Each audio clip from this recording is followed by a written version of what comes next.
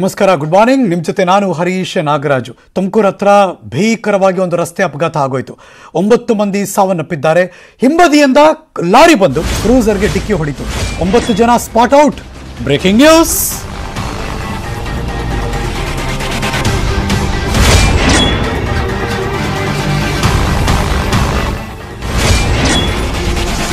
ಹದಿನಾಲ್ಕು ಜನ ಸಾವು ಬದುಕಿನ ನಡುವೆ ಹೋರಾಡುತ್ತಿದ್ದಾರೆ. 9 ಮಂದಿ ಸ್ಥಳದಲ್ಲೇ ಸಾವನ್ನಪ್ಪಿದ್ದಾರೆ. ಶಿರಾ ತಾಲೂಕು ಕಳ್ಳಂಬಳ್ಳಿ ಹತ್ರ ನಡೆದಿರುವ ಘಟನೆ ಇದು. 9 ಮಂದಿಯಲ್ಲಿ ಕಳ್ಳಂಬೆಳ್ಳ 3 ಮಹಿಳೆ ಇದ್ದಾರೆ, 4 ಜನ ಪುರುಷರಿದ್ದಾರೆ, 2 ಮಕ್ಕಳಿದ್ದಾರೆ. ಸಾವಿನ ಸಂಖ್ಯೆಯಲ್ಲಿ ರಾಯಚೂರಿಂದ ಕೂಲಿ ಕೆಲಸಕ್ಕೆ ಅಂತ ಬೆಂಗಳೂರಿಗೆ ಬರ್ತಾ ಇದ್ರು. ಶಿರಾ ತಾಲೂಕು ಕಳ್ಳಂಬೆಳ್ಳ ಹತ್ರ ನಡೆದಿರುವಂತಹ ಭೀಕರ ರಸ್ತೆ ಅಪಘಾತ. ಇನ್ನು 14 ಜನ ಗಾಯಾಳುಗಳು ಶಿರಾ ತಾಲೂಕು ಆಸ್ಪತ್ರೆಗೆ ಕುರಿ ಮೇಕೆ ಸಾಕಾಣೆ ಮಾಡಿ ವರ್ಷಕ್ಕೊಂದು ಕೋಟಿ ಸಂಪಾದನೆ ಮಾಡ್ಬೇಕಾ? ನಂಬಲ್ಲ. ವರ್ಷಕ್ಕೆ 3 ಕೋಟಿ ಸಂಪಾದನೆ ಮಾಡೋರು ಹೇಳ್ಕೊಟ್ರೆ ಮತ್ತೆ ಯಾಕೆ ತಡ ಮಾಡ್ತಿದ್ದೀರಿ? ಫ್ರೀಡಮ್ ಆ್ಯಪ್ ಡೌನ್ಲೋಡ್ ಮಾಡಿ. ಮಾಡಲಾಗಿದ್ದಾರೆ. ತುಮಕೂರು ಜಿಲ್ಲಾಸ್ಪತ್ರೆಗೆ ಡಿಸಿ ಮತ್ತು ಎಸ್ಪಿ ಭೇಟಿ ಕೊಟ್ಟರು. ಗಾಯಾಳುಗಳಿಗೆ ಧೈರ್ಯ ತುಂಬಿದ್ರು ಅಧಿಕಾರಿಗಳು. ನೋಡ್ತಿರುವಂತಹ ದೃಶ್ಯ ಇದು ಕಳ್ಳಂಬೆಳ್ಳ, ತುಮಕೂರು ಶಿರಾ ಹತ್ರ ನಡೆದಿರುವಂತಹ ಘಟನೆ. ಇಲ್ಲಿ ತಪ್ಪು ಕಂಡು ಬಂದಿರೋದು ಈ ಕ್ಷಣಕ್ಕೆ ಹಿಂಬದಿಯಿಂದ ಗುದ್ದಿರುವ ಲಾರಿ. ಬಟ್ ಎಕ್ಸಾಕ್ಟಾಗಿ ಏನಾಯಿತು, ಅಲ್ಲಿ ಇದ್ದವರು ಯಾರು ಗಾಯಾಳುಗಳಾಗಿದ್ದಾರೆ, ಯಾರು ಮಾತನಾಡಬಲ್ಲರು, ಯೋಚಿಸಿ ಹೇಳಬಲ್ಲರು, ಅವರಿಂದಷ್ಟೇ ಗೊತ್ತಾಗಬೇಕು. ಲಾರಿ ಒಂದು ಏಟಾಗಿದೆ ಅಷ್ಟೇ ಮುಂದಕ್ಕೆ. ಅಂದರೆ ದೈತ್ಯಾಕಾರದ ಲಾರಿ ಅದು, 10 ಚಕ್ರದ ಲಾರಿ ಅದು. ಆದರೆ ಕ್ರೂಸರ್ ಕಂಪ್ಲೀಟ್ ಅಪ್ಪಚ್ಚಿ ಅಂತೀವಲ್ಲ ಹಾಗೆ ಏನೂ ಇಲ್ಲವೇ ಇಲ್ಲ. ಹಿಂದ್ಗಡೆ ಬಂದು ಹೊಡೆದಿರೋ ರಭಸಕ್ಕೆ ಹಿಂದ್ಗಡೆ ಏನೂ ಕಾಣಿಸಲ್ಲ. ಅದ್ರ ಮುಂದ್ಗಡೆದಿದೆ ಅಷ್ಟೇ ಕ್ರೂಸರ್ದು. ಹತ್ತತ್ರ ಒಂದು 25 ಜನ 23 ಜನ ಇದ್ದಂಗೆ ಕಾಣಿಸ್ತಾ ಇದೆ. ಸದ್ಯಕ್ಕೆ 23 ಲೆಕ್ಕ. ಅದರಲ್ಲಿ 9 ಜನ ಸಾವು, 14 ಮಂದಿ ಗಾಯ. ಬಲಭಾಗದಲ್ಲಿ DC ಮತ್ತು ಇನ್ನಿತರ ಅಧಿಕಾರಿಗಳು ಯಾರಿದ್ದಾರೆ ಅವರೆಲ್ಲರೂ ಕೂಡ ಬಂದರು ಜಿಲ್ಲಾಸ್ಪತ್ರೆಗೆ. DC ಮತ್ತು SP ಅವರು ಜಿಲ್ಲಾಸ್ಪತ್ರೆಗೆ ಬಂದು ತಾಲೂಕು ಆಸ್ಪತ್ರೆಗೆ ಬಂದು, ಶಿರಾ ತಾಲೂಕು ಆಸ್ಪತ್ರೆ ಅಲ್ಲಿ ಬಂದು ಮೇಲೆ ಹೆಡ್ಡಿಂಗ್ ಚೇಂಜ್ ಮಾಡೋಣ. ಶಿರಾ ತಾಲೂಕು ಆಸ್ಪತ್ರೆಗೆ ಬಂದು ಅಲ್ಲಿ ಭೇಟಿ ಕೊಟ್ಟಂತಹ ದೃಶ್ಯವನ್ನು ತೋರಿಸ್ತಾ ಇದ್ದೀವಿ. DC ಮತ್ತು SP ಅಲ್ಲಿ ಗಾಯಾಳುಗಳಿಗೆ ಒಂದಷ್ಟು ಧೈರ್ಯವನ್ನು ತುಂಬುತ್ತಿದ್ದಾರೆ, ಟ್ರೀಟ್ಮೆಂಟನ್ನು ಕೊಡಿಸ್ತಾ ಇದ್ದಾರೆ. ಬಿಕಾಸ್ ಈ ಥರದ ಅಪಘಾತ ಆದಾಗ ಮಾಮೂಲಿ ಚಿಕ್ಕ ಅಪಘಾತ ಆಗಲೇ ಒಂದಷ್ಟು ಶಾಕಿಂಗ್ ತಡ್ಕೊಳಕ್ಕಾಗಲ್ಲ. ಆದರೆ ಅಂಥ ಸಂದರ್ಭದಲ್ಲಿ ಈ ಥರದ್ದೆಲ್ಲ ನಡೆದಾಗ ಒಂದಷ್ಟು ರೀಕಾಲ್ ಮಾಡಿ ಅವರೊಂದಷ್ಟು ಸಮಾಧಾನ ಆಗಿರ್ಬೇಕು ಫಸ್ಟು. ಸೊ ಹಾಗಾಗಿ ಅದರ ಶಾಕಿಂದ ಹೊರಗೆ ಬರಬೇಕು. ಹಾಗಾಗಿ ಸಮಾಧಾನ ಮಾಡ್ತೀವಿ. ಇನ್ನು ಗಾಡಿಲೇ ಇದ್ದ? ಎಷ್ಟೊತ್ತಿಗೆ ಬಿಟ್ರಿ ಅಲ್ಲಿಂದ ನೀವು? 7 ಗಂಟೆ, ಸಂಜೆ 7 ಗಂಟೆಗೆ. ಎಷ್ಟು ಜನ ಇದ್ರಿ ಗಾಡೀಲಿ? 18 ಜನ. ನಿಮಗೆ ಆಕ್ಸಿಡೆಂಟ್ ಆಗಿದ್ದು ಗೊತ್ತಾಯ್ತಾ ಅವಾಗ? ಆಕ್ಸಿಡೆಂಟ್ ಆಗಿದ್ದು ಗೊತ್ತಾಯ್ತಾ? ಇಲ್ಲ. ಹೆಂಗಾಗಿದ್ದು ಏನು ಗೊತ್ತಿಲ್ಲ. ಶಿವರಾಜ್, ನೀನು ಗಾಡಿಲೇ ಇದ್ದ? ಎಷ್ಟೊತ್ತಿಗೆ ಬಿಟ್ರಿ ಅಲ್ಲಿಂದ ನೀವು? 7 ಗಂಟೆ, ಸಂಜೆ 7 ಗಂಟೆಗೆ. ಎಷ್ಟು ಜನ ಇದ್ರಿ ಗಾಡಿ? ಜಿಲ್ಲೆಯಿಂದ ವಿವಿಧ ತಾಲೂಕು ಮತ್ತು ವಿವಿಧ ಗ್ರಾಮಗಳಿಂದ ನಿನ್ನೆ ಮಧ್ಯಾಹ್ನ ಸುಮಾರು 1 ಗಂಟೆಗೆ ಅಲ್ಲಿಂದ ಕ್ರೂಸರ್ ಬಿಡ್ತದೆ. ಸುಮಾರು 24 ಜನರು ಆ ಕ್ರೂಸರಲ್ಲಿ ಟ್ರಾವೆಲ್ ಮಾಡುವಾಗ ಇವತ್ತು ಬೆಳಗಿನ ಜಾವ ಸುಮಾರು 4:15ಗೆ ಅವನು ಟ್ರಕ್ಕನ್ನು, ಲಾರಿಯನ್ನು ಓವರ್ಟೇಕ್ ಮಾಡುವ ಸಂದರ್ಭದಲ್ಲಿ ಓವರ್ಟೇಕ್ ಮಾಡಿ ಹಿಂದಿನ ಲಾರಿ ಬಂದು ಅದಕ್ಕೆ ಟಚ್ ಆದಾಗ ಇದು ಟಾಪಲ್ಲಾಗಿದೆ, ಅಂದರೆ ತಲೆಕೆಳಗಾಗಿ ಡಿವೈಡರ್ ಕೊಟ್ಟು ಬಿದ್ದಿದೆ. ಆ ಸಂದರ್ಭದಲ್ಲಿ ಒಂದು 9 ಜನ ಅಲ್ಲೇ ಸ್ಥಳದಲ್ಲೇ ಮೃತಪಟ್ಟಿದ್ದಾರೆ. ಉಳಿದ ಎಲ್ಲ ಏನು ಜನ ಇತ್ತು 15 ಜನ, ಅವರನ್ನೆಲ್ಲ ನಾವು ಟ್ರೀಟ್ಮೆಂಟ್ಗಾಗಿ ಜಿಲ್ಲಾ ಆಸ್ಪತ್ರೆಗೆ ರೆಫರ್ ಮಾಡಿದರು. ಜಿಲ್ಲಾ ಆಸ್ಪತ್ರೆಯಲ್ಲಿ 2 ನಿಮ್ಯಾನ್ಸಿಗೆ ನಾವು ಕಳಿಸಿದ್ದೀವಿ, ಸೀರಿಯಸ್ ಇರೋ 2. ಆಮೇಲೆ ಉಳಿದ 9 ಜನರಿಗೆ ಇಲ್ಲಿಯೇ ಲೋಕಲ್ ಟ್ರೀಟ್ಮೆಂಟ್ ಕೊಡ್ತಾ ಇದ್ದೀವಿ. ಆಮೇಲೆ 4 ಜನರು ಯಾವುದೇ ತೊಂದರೆ ಇಲ್ಲ, ಇಂಜ್ಯೂರ್ಡ್ ಇದ್ದಾವೆ, ಸಣ್ಣ ಪುಟ್ಟ ಗಾಯ ಇದ್ದಾವೆ, ಅವ್ರಿಗೇನು ಪ್ರಾಬ್ಲಮ್ ಇಲ್ಲ. ಈಗ ಇಲ್ಲಿರೋರ್ದು ಆ್ಯಸ್ ಆಫ್ ನೌ ಕಿರ್ಚ್ಕೊಂತಿದ್ರು ಮಕ್ಕಳೆಲ್ಲ. ಅದನ್ನ ಒಳಗಡೆನೆ ಇದ್ವಿ. ಅದು ಸೌಂಡ್ ಬಂದ ತಕ್ಷಣ ನಾವು ಆಚೆ ಬಂದ್ವಿ. ಆ ಸೌಂಡ್ ಗಾಡಿ ವೆಹಿಕಲ್ ಏನು ಸೌಂಡ್ ಬರಲಿಲ್ಲ, ಲೇಡೀಸ್ ಕಿರ್ಚ್ಕೊಳಕ್ಕೆ ಸೌಂಡ್ ಬಂತು. ಯಾರು ಅಂದ್ಬಿಟ್ಟು ನಾವು ಆಚೆ ಬಂದಾಗ ಅದು ಆಕ್ಸಿಡೆಂಟ್ ಅಲ್ಲೇ ಆಗಿತ್ತು. ಲಾರಿ ಮತ್ತೆ ಕ್ರೂಸರ್. ಅಲ್ಲಿ ಏನೂ ಇರಲಿಲ್ಲ ಸರ್. ಕೆಲವು ಜನ ಬದುಕಿದ್ರು, ಕೆಲವು ಸ್ಪಾಟ್ ಆಗಿದ್ರು, ಮರ್ಚ್ಕೊಂತಿದ್ರು. ಬಟ್ ಯಾರನ್ನೂ ಕಾಪಾಡೋಕ್ಕೆ ಪರಿಸ್ಥಿತಿ ಇರಲಿಲ್ಲ. ವೆಹಿಕಲಲ್ಲಿ ಎತ್ತಕ್ಕೆ ಆಗಲ್ಲ. ಹಾಗಾಗಿ ಆಮೇಲೆ ನಾವು ಆಂಬುಲೆನ್ಸ್ಗೆ ಇನ್ಫಾರ್ಮ್ ಮಾಡಿದ್ವಿ. ಆಂಬುಲೆನ್ಸ್ ಯಾವುದೂ ಇಲ್ಲ ಅಂತ ಅಂದರು. ಸ್ವಲ್ಪ ಹೊತ್ತಾದ್ಮೇಲೆ ಕಳ್ಳಂಬೆಳ್ಳ ಆ ಘಟನಾ ಸ್ಥಳಕ್ಕೆ ನನ್ನ ಸಹೋದ್ಯೋಗಿ ವಿಠಲ್ ಹೋಗಿ ಒಂದು ಗ್ರೌಂಡ್ ರಿಪೋರ್ಟ್ ಕಳಿಸ್ಕೊಟ್ಟಿದ್ದಾರೆ. ಓ.ಟಿ. ವಿಠಲ್. ಏನಿವತ್ತು ಬೆಳಗಿನ ಜಾವ ಶಿರಾ ತಾಲೂಕಿನ ಕಳ್ಳಂಬೆಳ ಬಳಿ ಒಂದು ಭೀಕರ ಅಪಘಾತ ಸಂಭವಿಸಿತು. ಅಪಘಾತದಲ್ಲಿ ಒಂಬತ್ತು ಮಂದಿ ಸಾವನ್ನಪ್ಪಿರತಕ್ಕಂಥದ್ದು. ಈಗ ನಾನು ಅಪಘಾತ ನಡೆದಂಥ ಸ್ಥಳದಲ್ಲಿ ಇದ್ದೀನಿ. ಈಗ ಗಮನಿಸ್ಬೋದು, ಈಗ ಅಪಘಾತ ನಡೆದಂಥ ಸ್ಥಳ ಸಾಕಷ್ಟು ಒಂದು ಭೀಕರತೆಯನ್ನು ತೋರಿಸ್ತಾ ಇರ್ತಕ್ಕಂಥದ್ದು. ಈಗ ನೋಡ್ಬೋದು, ಅಲ್ಲಿ ಬ್ರೇಕ್ ಹಾಕಿದ್ದಾನೆ, ಅಂದರೆ ಕ್ರೂಸರ್ನವನು ಅವನು ಬ್ರೇಕ್ ಹಾಕಿದ್ದಾನೆ. ಅಲ್ಲಿಂದ ಬ್ರೇಕ್ನ ಕೈ ಸಮೇತ ಉಜ್ಕೊಂಬಂದು ಒಂದು ಡಿವೈಡರ್ಗೆ ಡಿಕ್ಕಿ ಆಗಿ ನಂತರ ಇಲ್ಲಿ ಬಿದ್ದಿರ್ತಕ್ಕಂಥದ್ದು. ಒಂದು ವೇಳೆ ಅಲ್ಲಿ ಒಂದು ಲಾರಿ ಬರ್ತಾ ಇರುತ್ತೆ, ಲಾರಿಗೆ ಸೈಡ್ ಹೊಡ್ಕೊಂಡು ಬಂದು ಇಲ್ಲಿ ಒಂದು ಗಾಡಿ ಅಪ್ಸೈಡ್ ಆಗಿರೋದು. ಅಪ್ಸೈಡ್ ಆದ ತಕ್ಷಣ ಹಿಂದಿಂದ ಬಂದು ಲಾರಿ ಡಿಕ್ಕಿ ಹೊಡೆದಿರ್ತಕ್ಕಂಥದ್ದು. ಆ ಒಂದು ಸ್ಥಳದಲ್ಲಿ ಇಲ್ಲಿ ನೋಡ್ಬೋದು, ಆ ಸ್ಥಳದಲ್ಲೇ 9 ಜನ ಸಾವನ್ನಪ್ಪಿರ್ತಕ್ಕಂಥದ್ದು. ಈಗಾಗಲೇ ಅವರು ರಾಯಚೂರಿನ ಮಾನ್ವಿ ತಾಲೂಕಿನವರು ಅಂತೇಳಿ ಗೊತ್ತಾಗ್ತಾ ಇರ್ತಕ್ಕಂಥದ್ದು. ಇಲ್ಲೆಲ್ಲ ಗಮನಿಸ್ತಾ ಹೋದರೆ ಹೆಣ್ಮಕ್ಳ ಚಪ್ಪಲಿ ಆಗಿರ್ಬೋದು, ಮತ್ತು ಅಡುಗೆ ಎಣ್ಣೆ ಆಗಿರ್ಬೋದು, ಮತ್ತು ಅವರು ಲಗೇಜ್ ಸಮೇತ ಅಂದರೆ ಸಂಸಾರ ಸಮೇತ ಅವರು ಬೆಂಗಳೂರಿಗೆ ತೆರಳುತ್ತಿದ್ರು ಅಂತ ಹೇಳಲಾಗ್ತಾ ಇದೆ. ಮತ್ತು ಇಲ್ಲಿ ಅಕ್ಕಿ ಮತ್ತು ಚೀಲ ಮತ್ತು ಬೇರೆ ಬೇರೆ ತರಕಾರಿ ಆಗಿರ್ಬೋದು, ಮತ್ತು ಟಿ ಕ್ರೂಸರ್ ಏನಿತ್ತು ಅದು, ಆ ಕ್ರೂಸರ್ನ ಕಿಟಕಿ ಗ್ಲಾಸ್ಗಳೆಲ್ಲ ಇಲ್ಲಿ ಪುಡಿ ಆಗಿರೋದನ್ನು ನಾವೀಗ ಗಮನಿಸ್ಬೋದು. ಈಗಾಗಲೇ ಮುಂದೆ ನೋಡ್ಬೋದು, ಅಲ್ಲಿ ಟಾರ್ಪಲ್ ಸಮೇತ ಗಾಡಿ ಇಲ್ಲಿ ಬಿದ್ದಿರ್ತಕ್ಕಂಥದ್ದು. ಆ ಟಾರ್ಪಲ್ಲು ಕೂಡ ಅಲ್ಲಿ ಅರ್ದು ಪೀಸ್ ಆಗಿರ್ತಕ್ಕಂಥದ್ದು. ಒಟ್ಟಾರೆ ಈ ಒಂದು ಜಾಗದಲ್ಲಿ ಇವತ್ತು ಬೆಳಗಿನ ಜಾವ ಈ ಒಂದು ಘಟನೆ ನಡೀತು. ನಿಜಕ್ಕೂ ಕೂಡ ಇಲ್ಲಿ ಒಂದು 9 ಜನ ಸ್ಥಳದಲ್ಲೇ ಸಾವನ್ನಪ್ಪಿದ್ರೆ, ಇನ್ನು 14 ಜನ ಒಂದು ಗಂಭೀರ ಗಾಯಗಳಾಗಿ ಶಿರಾ ಮತ್ತು ತುಮಕೂರು ಜನರಲ್ ಆಸ್ಪತ್ರೆಯಲ್ಲಿ ಟ್ರೀಟ್ಮೆಂಟ್ ತಗೊಳ್ತಾ ಇರ್ತಕ್ಕಂಥದ್ದು. ತುಮಕೂರಿಂದ ವಿಠಲ್, ನ್ಯೂಸ್ 18 ಕನ್ನಡ, ತುಮಕೂರು. ಗಣೇಶ ಹಬ್ಬ ಹತ್ರ ಬಂತು. ದಿನೇ ದಿನೇ ಜೋರಾಗ್ತಾನೆ ಇದೆ ಈದ್ಗಾ ಗಣೇಶ ಗಲಾಟೆ. ಚಂದ ವಸೂಲಿ ವೇಳೆ ಆಗಿದ್ದೇನು, ಪೊಲೀಸ್ ಇಲಾಖೆ ಮಾಡಿದ್ದೇನು, ಇವತ್ತು ಕೋರ್ಟ್ನಲ್ಲಿ ಏನಾಗುತ್ತೆ, ನಾಗರಿಕ ವೇದಿಕೆ ಪ್ಲಾನ್ ಏನು? ಈ ಹೊತ್ತಿನ ನ್ಯೂಸ್ 18 ಮೆಗಾ ಕವರೇಜ್ ಗಣೇಶನ ಗಲಾಟೆ.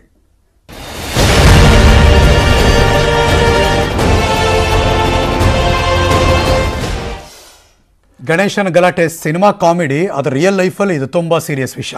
ಬರ್ತಾ ಇದೆ ಬ್ರೇಕಿಂಗ್ ನ್ಯೂಸ್. ರಾಜ್ಯ ಪೊಲೀಸರಿಗೆ ಗಣೇಶೋತ್ಸವದ ಟೆನ್ಷನ್ ಇನ್ನೂ ಹೆಚ್ಚಾಗ್ತಾ ಇದೆ. ಬೆಂಗಳೂರಲ್ಲಿ ಗಣೇಶೋತ್ಸವದ ಸಂಬಂಧ ಹೈ ವೋಲ್ಟೇಜ್ ಮೀಟಿಂಗ್ ಇವತ್ತು. Breaking news.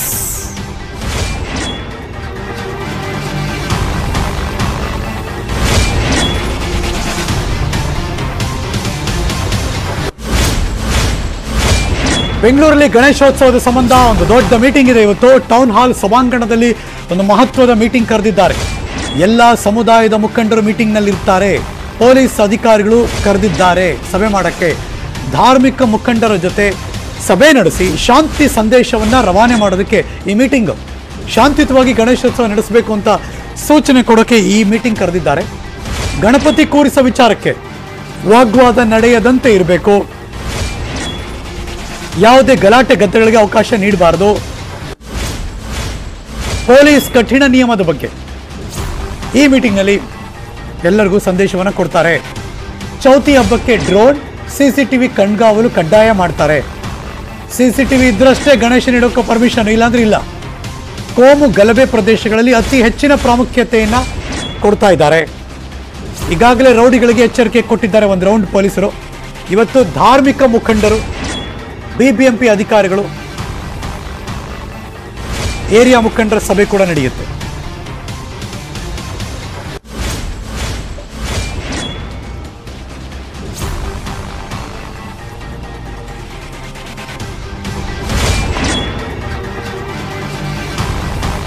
ನನ್ನ 3 ಸಹೋದ್ಯೋಗಿಗಳು ಇದ್ರ ಬಗ್ಗೆ ಮತ್ತಷ್ಟು ಮಾಹಿತಿ ಕೊಡೋದಕ್ಕೆ ಬೇರೆ ಬೇರೆ ಆಯಾಮಗಳಿಂದ ಲೈವ್ ಜಾಯಿನ್ ಆಗ್ತಿದ್ದಾರೆ. Let's go live. ನನ್ನ ಸಹೋದ್ಯೋಗಿ ಮಂಜು ಆರ್ಯ ಬೆಂಗಳೂರಿನ ನನ್ನ ನ್ಯೂಸ್ ಡೆಸ್ಕಿಂದ ಜಾಯಿನ್ ಆಗ್ತಿದ್ದಾರೆ. ನನ್ನ ಸಹೋದ್ಯೋಗಿ ಆಶಿಕ್ ಮುಲ್ಕಿ ಲೈವ್ ಜಾಯಿನ್ ಆಗ್ತಿದ್ದಾರೆ. ಮಂಜು ಚಂದ್ರ ಮಗದೊಬ್ಬ ಸಹೋದ್ಯೋಗಿ ಕೂಡ ಲೈವ್ ಜಾಯಿನ್ ಆಗ್ತಿದ್ದಾರೆ. Let's go live. ಆಗಿದ್ರೆ ಫಸ್ಟ್ ನನ್ನ ಸಹೋದ್ಯೋಗಿ ಮಂಜು ಚಂದ್ರ ಆನ್ ಗ್ರೌಂಡ್ ಇಂದ ರಿಪೋರ್ಟ್ ಕೊಡಕ್ಕೆ ರೆಡಿ ಆಗ್ತಿದ್ದಾರೆ. ಮಂಜು ಚಂದ್ರ, ದಿನೇ ದಿನೇ ಕಳೆದ ಹಾಗೆ ಇನ್ನೇನು ಹಬ್ಬ ಹತ್ರ ಬಂತು, ಎಕ್ಸಾಕ್ಟ್ ಇನ್ನೊಂದು ವಾರನೂ ಇಲ್ಲ. ಬಟ್ ಪರಿಸ್ಥಿತಿ ಅಷ್ಟು ಈಸಿಯಾಗಿ ತೆಗೆದುಕೊಳ್ಳೋ ಹಾಗೂ ಇಲ್ಲ, ಸೂಕ್ಷ್ಮತೆ ಇದೆ ತುಂಬ. ಪೊಲೀಸರು ಹೇಗೆಲ್ಲ ಮುತುವರ್ಜಿ ವಹಿಸಿ ಏನೇನು ಕ್ರಮಗಳನ್ನು ತೆಗೆದುಕೊಳ್ತಿದ್ದಾರೆ.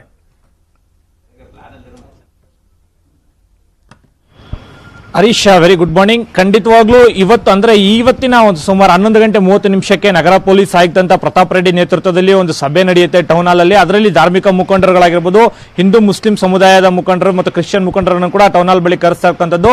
ಈ ಮೀಟಿಂಗ್ ನಲ್ಲಿ ಎಲ್ಲಾ ವಲಯದ ಡಿಸಿಪಿಗಳು ಹಾಗೂ ಇನ್ಸ್ಪೆಕ್ಟರ್ಗಳ ಮೀಟಿಂಗ್ ಅಲ್ಲಿ ಭಾಗಿಯಾಗಿರ್ತಕ್ಕಂಥದ್ದು. ಪ್ರತಿಯೊಂದು ಮಾಹಿತಿಗಳನ್ನು ಕೂಡ ಪ್ರತಾಪ್ ರೆಡ್ಡಿ ಅವರು ಪಡ್ಕೊಂತ ಇರ್ತಕ್ಕಂಥ ಮತ್ತೆ ಗಣೇಶನ ಕುಣಿಸುವಂತ ಏರಿಯಾಗಳಲ್ಲಿ ಎಲ್ಲೂ ಕೂಡ ಗಲಭೆ ಮತ್ತೆ ಪ್ರಚೋದನಕಾರಿ ಹೇಳಿಕೆಗಳಾಗಿರ್ಬೋದು ಮತ್ತೆ ಗುಂಪು ಸೇರಿ ಅಲ್ಲಿ ಗಲಾಟೆ ಮಾಡುವಂತದ್ದು ಎಲ್ಲವನ್ನು ಕೂಡ ತಡಿಬೇಕು ಅಂತ ಕೂಡ ಮೀಟಿಂಗ್ ಅಲ್ಲಿ ಗೊತ್ತಾಗ್ತಾ ಇರ್ತಕ್ಕಂಥದ್ದು. ಜೊತೆಗೆ ಈಗಾಗಲೇ ಪ್ರತಾಪ್ ರೆಡ್ಡಿ ನೇತೃತ್ವದಲ್ಲಿ ಕಳೆದ ಬಾರಿ ಅಂದ್ರೆ ನಿನ್ನೆನೂ ಕೂಡ ಹೋಮ್ ಮಿನಿಸ್ಟರ್ ಜೊತೆಗೆ ಪ್ರತಾಪ್ ರೆಡ್ಡಿ ಹಾಗೂ ಹೋಮ್ ಮಿನಿಸ್ಟರ್ ಹಾಗೂ ಪ್ರವೀಣ್ ಸೂದ್ ಅವರು ಕೂಡ ಮೀಟಿಂಗ್ ಅನ್ನ ಮಾಡಿದ್ರು. ಅಲ್ಲಿ ಏನ್ ನಡೀತು ಮತ್ತೆ ಅಲ್ಲಿ ಯಾವ ರೀತಿ ಡಿಸ್ಕಷನ್ ಆಗಿದೆ, ಯಾವ ರೀತಿ ಒಂದು ಏರಿಯಾದಲ್ಲಿ ಗಣೇಶ ಹಬ್ಬ ಮಾಡಬೇಕು ಅನ್ನೋದು ಕೂಡ ಇವತ್ತು ಡಿಸ್ಕಷನ್ ಕೂಡ ಮಾಡಲಾಗ್ತಾ ಇರ್ತಕ್ಕಂಥದ್ದು. ಒಟ್ಟಾರೆಯಾಗಿ ಈಗಾಗಲೇ 110 ರೀತಿಯಲ್ಲಿ ಸಾಕಷ್ಟು ಒಂದು ರೌಡಿಗಳಿಗೆ ವಾರ್ನಿಂಗ್ ಅನ್ನ ಕೊಟ್ಟು ನಿನ್ನೆ ಬೆಳಗ್ಗೆ ಕೂಡ ವೆಸ್ಟ್ ಡಿವಿಷನ್ ಅಲ್ಲಿ ಒಂದು ಪೆರೇಡ್ ಅನ್ನ ಮಾಡಿರ್ತಕ್ಕಂಥದ್ದು.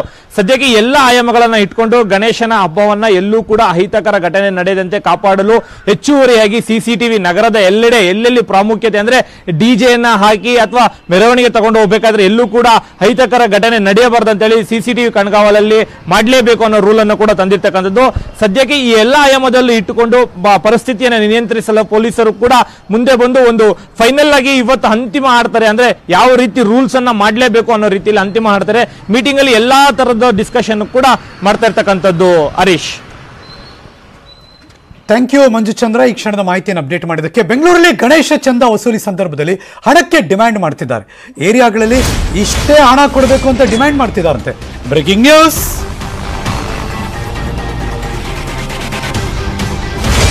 ಇದು ಸಾಮಾನ್ಯ ನಡೆಯುತ್ತೆ, ಅದ್ರ ಡಿಮ್ಯಾಂಡ್ ಮಾಡಂಗಿಲ್ಲ. ಕೊಡಿ ಸರ್, ಮಾಡ್ತಾ ಇದ್ದೀವಿ, ರಿಕ್ವೆಸ್ಟ್ ಮಾಡಿದ್ರೆ ಪರವಾಗಿಲ್ಲ.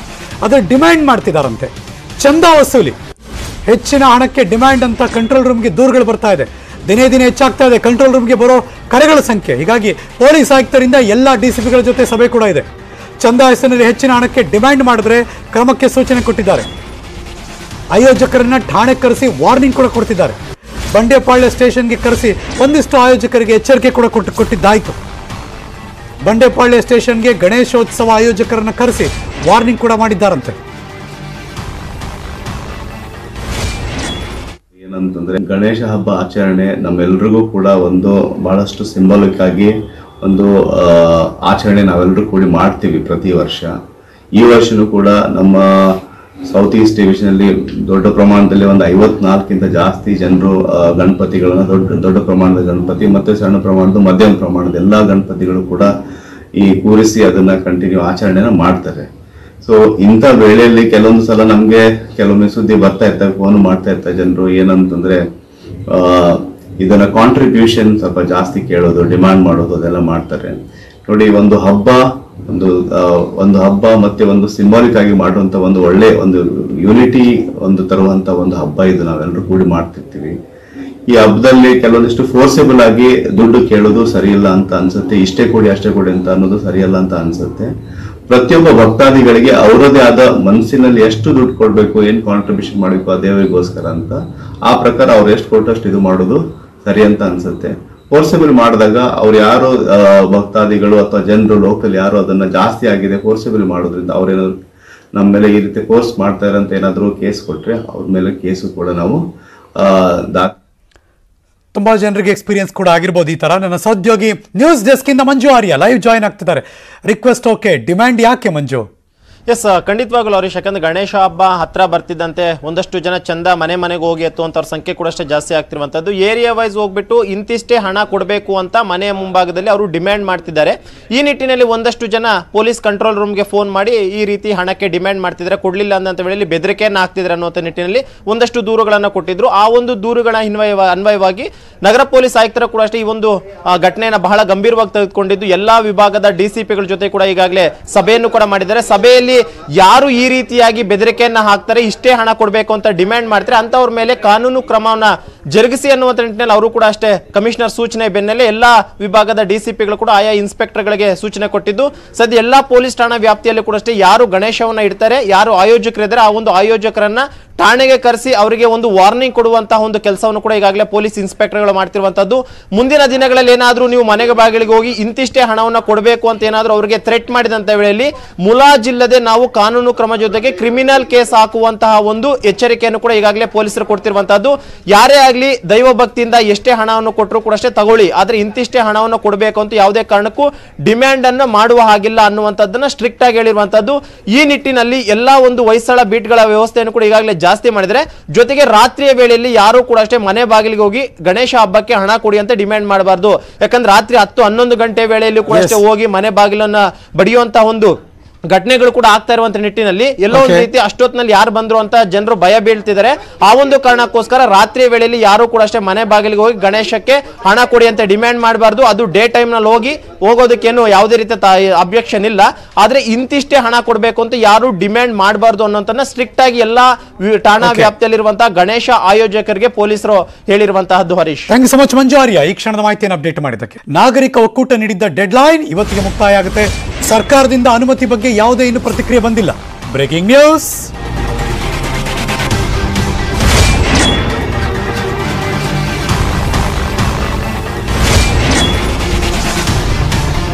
ನಾಗರಿಕ ಒಕ್ಕೂಟ ವೇದಿಕೆಯವರು ಕೂಡ ಡೆಡ್ ಲೈನ್ ಕೊಟ್ಟಿದ್ರು, ಇವತ್ತು 25 ಆಗಸ್ಟ್.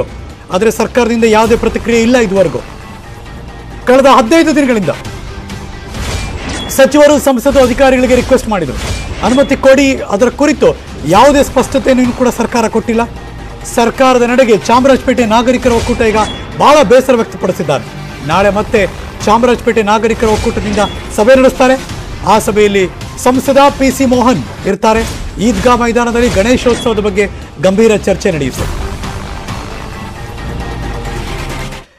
ಇನ್ನು ಚಾಮರಾಜಪೇಟೆ ಈದ್ಗಾ ಮೈದಾನದ ಮಾಲೀಕತ್ವದ ವಿಚಾರ, BBMP ಆದೇಶವನ್ನು ಪ್ರಶ್ನೆ ಮಾಡಿ ಈಗ ಹೈಕೋರ್ಟ್ ಮೆಟ್ಲೇರಿದ್ರು ವಕ್ಫ್ ಬೋರ್ಡ್. Breaking news.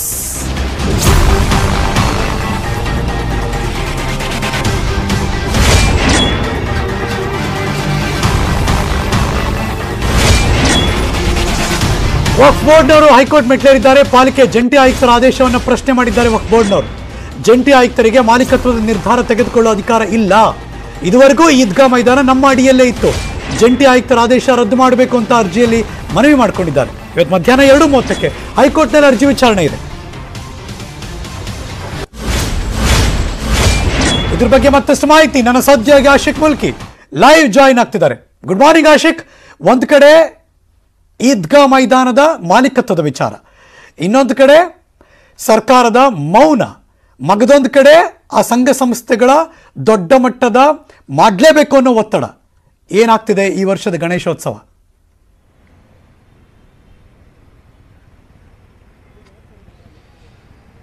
ಹೌದು ಹರೀಶ್ ನಾಗರಾಜು, ಬೆಂಗಳೂರಿನಲ್ಲಿ ಗಣೇಶೋತ್ಸವ ಒಂದ್ ಕಡೆ ಆದರೆ ಪರ್ಟಿಕ್ಯುಲರ್ ಆಗಿ ಚಾಮರಾಜಪೇಟೆ ಮೈದಾನದಲ್ಲಿ ಯಾವ ರೀತಿಯಾಗಿರುವಂತಹ ಗಣೇಶೋತ್ಸವವನ್ನು ಆಚರಣೆ ಮಾಡಬೇಕು ಅನ್ನುವಂಥದ್ದು ಇದೀಗ ದೊಡ್ಡ ಒಂದು ಪ್ರಶ್ನೆಯಾಗಿ ಮುಂದೆ ನಿಂತಿರುವಂಥದ್ದು. ಒಂದ್ ಕಡೆಯಿಂದ BBMP ಕೊಟ್ಟಿರುವಂತಹ ಆದೇಶವನ್ನ ಪ್ರಶ್ನಿಸಿ ವಕ್ಫ್ ಬೋರ್ಡ್ ಅವರು ಹೈಕೋರ್ಟ್ ಮೆಟ್ಲೇರಿದ್ರೆ, ಇತ್ತ ನಮಗೆ ಚಾಮರಾಜಪೇಟೆ ಮೈದಾನದಲ್ಲಿ ಈ ಬಾರಿ ಗಣೇಶೋತ್ಸವಕ್ಕೆ ಅದ್ದೂರಿಯಾಗಿ ಆಚರಣೆ ಮಾಡೋದಕ್ಕೆ ಅನುಮತಿಯನ್ನು ಕೊಡಬೇಕು ಅಂತ ಚಾಮರಾಜಪೇಟೆ ನಾಗರಿಕರ ಒಕ್ಕೂಟ ವೇದಿಕೆ ಬೇಡಿಕೆಯನ್ನ ದೊಡ್ಡ ಮಟ್ಟದಲ್ಲೇ ಮುಂದೆ ಇಡ್ತಾ ಇರುವಂತದ್ದು. ಇದರ ಜೊತೆಗೆ ಎಲ್ಲಾ ಬೇಡಿಕೆಗಳು ಮತ್ತೆ ಆಗು ಹೋಗುಗಳು ಡೆವಲಪ್ಮೆಂಟ್ಗಳನ್ನು ಗಮನಿಸಿ ಯಾವ ರೀತಿಯಾಗಿರುವಂತಹ ಅನುಮತಿ ಕೊಡಬೇಕು, ಕೊಟ್ಟರೆ ಹೇಗೆ ಕೊಡಬೇಕು ಅನ್ನುವಂಥದ್ರ ಬಗ್ಗೆ ಸರ್ಕಾರ ಕೂಡ ತಲೆ ಕೆಡಿಸ್ಕೊಂಡಿರುವಂತದ್ದು. ಕಳೆದ 15 ದಿನಗಳ ಹಿಂದೆ ಚಾಮರಾಜಪೇಟೆ ನಾಗರಿಕರ ಒಕ್ಕೂಟ ವೇದಿಕೆ ಸರ್ಕಾರಕ್ಕೆ ಒಂದು ಗಡುವನ್ನ ಕೊಟ್ಟಿತ್ತು. ಆಗಸ್ಟ್ 25ರ ಒಳಗಾಗಿ ನಮಗೆ ಈ ಒಂದು ಇದ್ರ ಗಣೇಶೋತ್ಸವ ಮಾಡೋಕೆ ಅನುಮತಿ ಕೊಡ್ತೀರೋ ಇಲ್ವೋ, ನಿಮ್ಮ ನಿರ್ಧಾರ ಏನು ಅನ್ನುವಂಥದ್ದನ್ನ ತಿಳಿಸಬೇಕು ಅನ್ನುವಂಥ ರೀತಿಯಲ್ಲಿ ಒಂದು ಡೆಡ್ ಲೈನ್ ಅನ್ನು ಕೊಟ್ಟಿದ್ರು.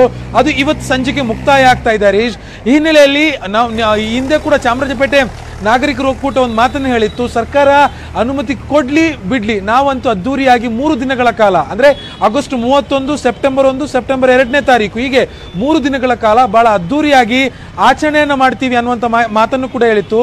ಇದಕ್ಕೆ ಪೂರಕವಾಗಿ ಒಂದಿಷ್ಟು ಫ್ಲೆಕ್ಸ್ಗಳನ್ನ, ಬ್ಯಾನರ್ಗಳನ್ನ ಕಟ್ಟುವ ಮೂಲಕವಾಗಿ ನಾವು ಮಾಡೇ ಮಾಡ್ತೀವಿ ಅನ್ನುವಂಥ ಒಂದು ಜಿದ್ದಿಗೂ ಕೂಡ ಚಾಮರಾಜಪೇಟೆ ನಾಗರಿಕರ ಒಕ್ಕೂಟ ಬಿದ್ದಿರುವಂಥದ್ದು. ಇನ್ನೊಂದು ಕಡೆಯಿಂದ ಇವತ್ತು ಹೈಕೋರ್ಟ್ನಲ್ಲಿ BBMP ಜಂಟಿ ಆಯುಕ್ತರಾಗಿರುವಂತಹ ಶ್ರೀನಿವಾಸ್ ಅವರು ಕೊಟ್ಟಿರುವಂತಹ ಆದೇಶವನ್ನು ಪ್ರಶ್ನಿಸಿ ವಕ್ಫ್ ಬೋರ್ಡ್ ಅವರು ಒಂದು ದಾವೆಯನ್ನು ಕೂಡ ಹೂಡಿರುವಂಥದ್ದು.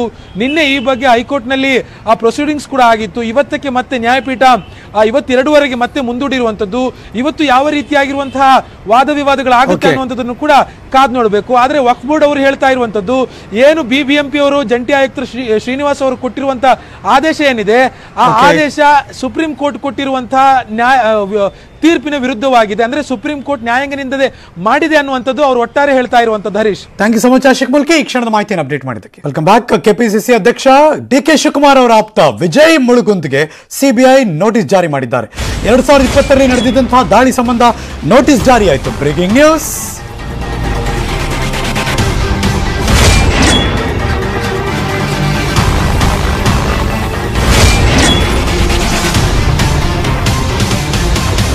ಆಗಸ್ಟ್ 30ನೇ ತಾರೀಕು ವಿಚಾರಣೆಗೆ ಬನ್ನಿ ಅಂತ ಸೂಚನೆ ಕೊಟ್ಟಿದ್ದಾರೆ.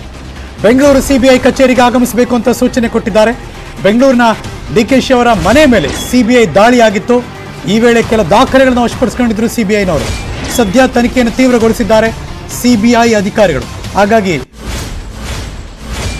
ಆಗಸ್ಟ್ 30ನೇ ತಾರೀಕು ಬನ್ನಿ ಅಂತ ಕರೆದಿದ್ದಾರೆ. ನೋಟಿಸ್ ಕಾಪಿ ಬಲಭಾಗದಲ್ಲಿ ತೋರಿಸ್ತಾ ಇದ್ದೀವಿ. ಆಗಸ್ಟ್ 30 ಬೆಂಗಳೂರಿನ ಸಿಬಿಐ ಕಚೇರಿ ಬರೆದಿದ್ದಾರೆ ಡಿ.ಕೆ. ಶಿವಕುಮಾರ್ ಅವರ ಆಪ್ತ Vijay Mulugund. CBI notice, August 30 ತಾರೀಕು ಬನ್ನಿ ಬೆಂಗಳೂರಿನ ಸಿಬಿಐ ಕಚೇರಿಗೆ ಬರಬೇಕು ಅಂತ ಸೂಚನೆ ಕೊಟ್ಟಿದ್ದಾರೆ.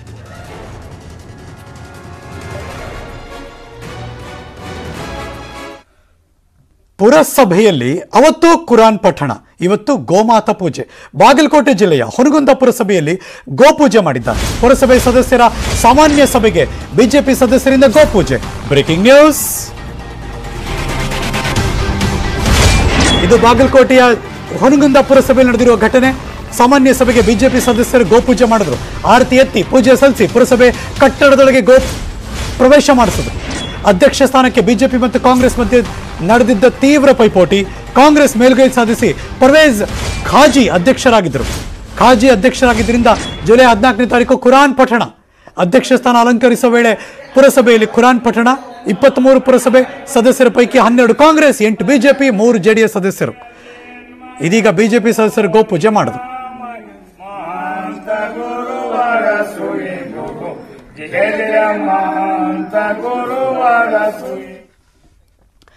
ಇಲ್ಲಿಗೆ ಈ ಕ್ಷಣದ ನ್ಯೂಸ್ ಮುಗಿಸಿ ನಾ ಹೋಗಿ ಬರ್ತೀನಿ. ಮತ್ತೆ ಸಿಗ್ತೀನಿ ಮುಂದಿನ ಸುದ್ದಿಗಳಲ್ಲಿ. ಪಕ್ಕಾ ನ್ಯೂಸ್ಗೆ ನೀವು ಯಾವಾಗಲೂ ನೋಡ್ತಾ ಇರಿ ನ್ಯೂಸ್ 18 ಕನ್ನಡ. ಜಾಲ ನಮ್ಮದು, ಬಲ ನಿಮ್ಮದು.